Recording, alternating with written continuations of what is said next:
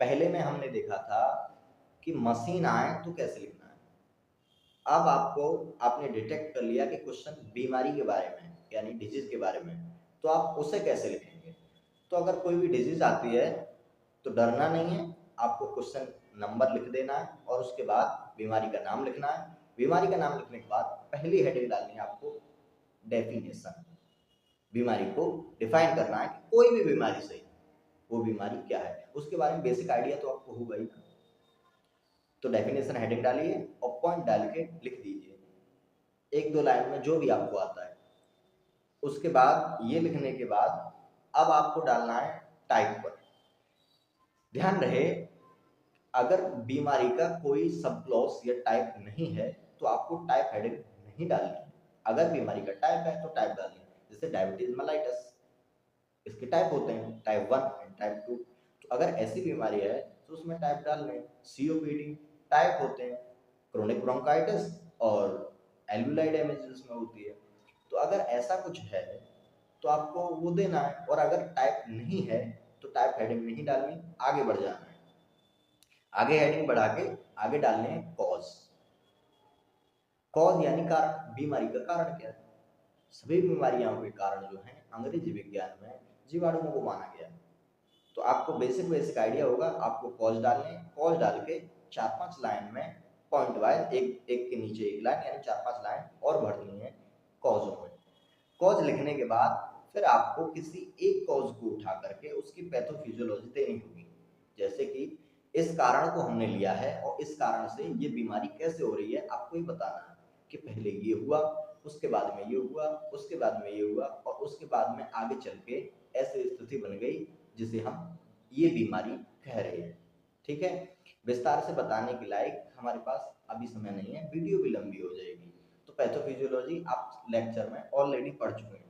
Pathophysiology देने के बाद अब आपको देना है कि अच्छा भाई हमने ये बीमारी देख ली, इसका ये कारण था, बीमारी ऐसे हो रही थी। ठीक है, तो इस बीमारी को हमने पहचाना कैसे, मरीज को कैसे पता चला कि ये बीमारी है, मरीज तुम्हारे पास कब आया। तो इसके लिए आपको देने हैं साइन एंड सिम्टम, जिनके आधार पर हम डिटेक्ट कर सकते हैं, अंदाजा लगा सकते हैं कि ये बीमारी है। तो आपको उस बीमारी से संबंधित साइन एंड सिम्टम यानी लक्षण बताने हैं। 4-5 लक्षण लिख देने हैं। लक्षण लिखने के बाद अब आपको लिखना है कि हाँ भाई ये बीमारी थी, इसका ये कारण था, इसके ये लक्षण आ रहे थे, तो इसके लिए हमने जांच क्या करवाई। तो अब आपको बीमारी के लिए जांच लिखनी है। उस संबंधित बीमारी से संबंधित जितनी भी जांचें होती हैं वो लिखनी है।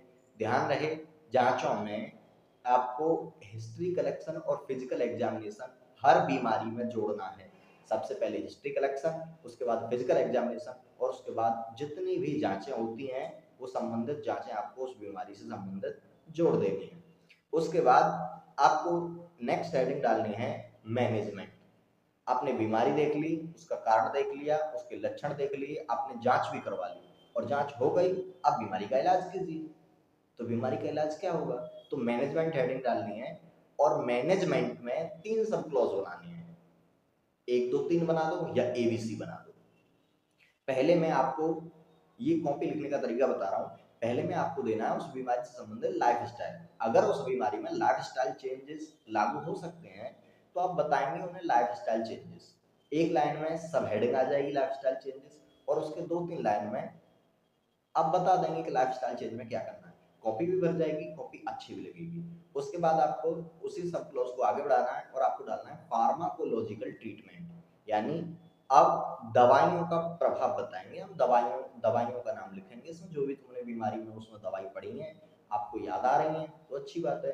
अगर दवाई केमिकल नेम सॉल्ट नेम याद नहीं आ रहा है तो आप दवाइयों का क्लास नेम भी लिख सकते हैं।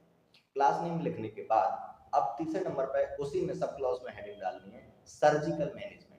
अगर उस बीमारी का कोई सर्जरी आपको पता है या सर्जिकल मैनेजमेंट आपको पता है कि फिर अगर ये बढ़ रही है, दवाइयों से कंट्रोल नहीं हो रही, पहले लाइफ स्टाइल से कंट्रोल करना है, उसके बाद दवाइयों से कंट्रोल करना है, दवाइयों से कंट्रोल नहीं हो रही तो फिर एंड में आके मैनेजमेंट के तीसरे सब क्लॉज में आपको सर्जिकल मैनेजमेंट लिख देना है कि भाई अगर ऐसा नहीं होता है तो फिर ये सर्जरी है। सर्जिकल मैनेजमेंट लिखने के बाद आपको नेक्स्ट हेडिंग डालनी है कॉम्प्लिकेशन। कॉम्प्लिकेशन में लिखना है इफ नॉट ट्रीटेड, जटिलताएं। अगर आपने इस बीमारी का इलाज नहीं करवाया, जो हमने अभी बीमारी पढ़ी उसका मैनेजमेंट देखा, अब आपको बताना है कि अगर आपने इस बीमारी का इलाज नहीं करवाया तो क्या दिक्कत हो सकती है। जो भी बीमारी है, संबंधित बीमारी से उत्पन्न होने वाली और ज़्यादा जटिलताएँ यानी कॉम्प्लिकेशंस को आपको बढ़ा देना है और सबसे एंड हेडिंग में आपको ये लिख देना है मे कॉज डेथ। लेकिन ध्यान रहे, जो बीमारी है वो बीमारी इतनी भयंकर है कि वो मृत्यु तक दे सकती है, तभी आपको मे कॉज डेथ लिखना है। ये मैंने सीक्वेंस बताया है। बाकी आपको स्क्रीन पे पूरा दिख रहा होगा कि किस फॉर्मेट में क्या क्या लिखना है। आप इन्हें देखिए और घर पर मैं फिर कह रहा हूँ एग्जाम लिखने की तैयारी कीजिए।